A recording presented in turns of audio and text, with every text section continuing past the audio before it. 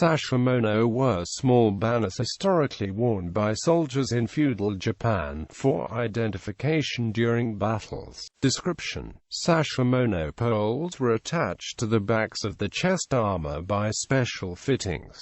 Sashimono were worn by common soldiers, known as ashigaru, and the elite samurai, and in special holders on the horses of some cavalry soldiers. The banners, resembling small flags and bearing clan symbols, were most prominent during the Sengoku period, a long period of civil war in Japan from the middle 15th to early 17th century. Variety: given the great variety in Japanese armor, Sashimono were used to provide a sense of uniform to the armies. The Sashimono were typically black and white and came in either squarish or rectangular forms, although many variations existed. A variation that is often bigger and colored is the umajirushi, which were large, personalized Sashimono-like flags worn by commanders. Similar to this were the very large and narrow nobori banners, which commonly took 2 or 3 men to hold erect and were used to control the direction of fighting during large battles.